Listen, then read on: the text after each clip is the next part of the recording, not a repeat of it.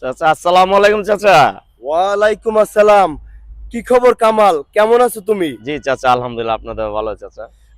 তোমার লেখাপড়া কেমন চলতেছে বাবাজি? জি আলহামদুলিল্লাহ চাচা, ভালো ভালো চলতেছে।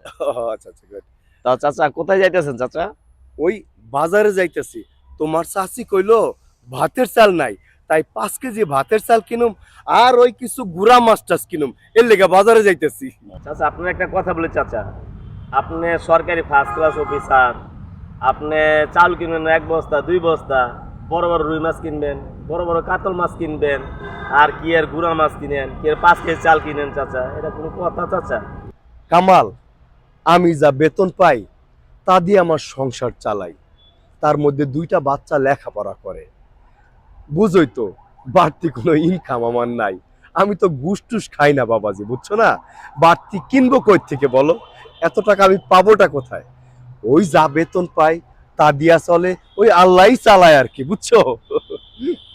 চাচা আপনি যে চাকরি করেন, ইচ্ছা করলে আপনি লক্ষ লক্ষ টাকা ইনকাম করতে পারতেন।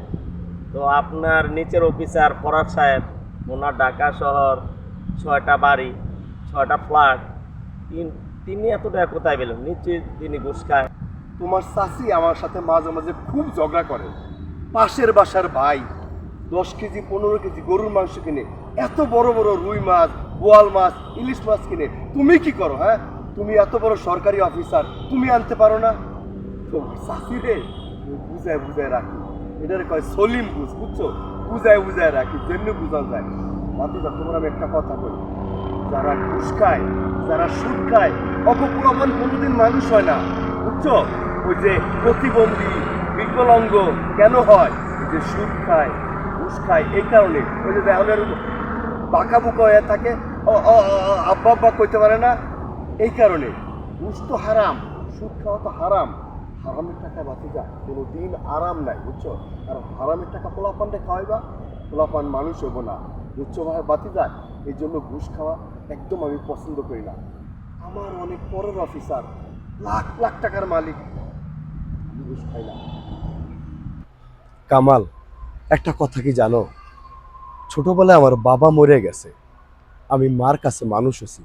আমার মায় অনেক কষ্ট করে আমার লেখাপড়া করাইছে, বিভিন্ন বাড়িতে কাজ করছে, বিভিন্ন ওই যে টেইলার্সে কাম করছে।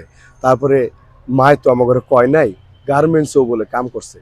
মায় অনেক কষ্ট করে লেখাপড়া করায়া আমার কইছে, বাবা সারা জীবন সৎ পথে চলবি, আমি তোর অনেক কষ্ট করে মানুষ করছি, আমি যেন তোরে কোনোদিন অসৎ পথে চলতে না দেখি। এটা হচ্ছে আমার মায়ের আদেশ। এর জন্য আমি কোনো দিন ঘুষ টুস খাই নাই, ঘুষের মধ্যে আমি যাই নাই। আমার মার আদেশ আমি পালন করছি। আমি অনেক কষ্ট করে চলি, বিশ্বাস করো কামাল। তারপরে আমার এই ঘুষ সাধে আমার টেবিলে এসে ঘুষ দিতে চায়, লাখ লাখ টাকা ঘুষ দিতে চায়। এমনকি এমন ঘটনা ঘটছে, আমার থ্রেট করছে, যদি ঘুষ না নিয়ে মাইরা ফেলাবো।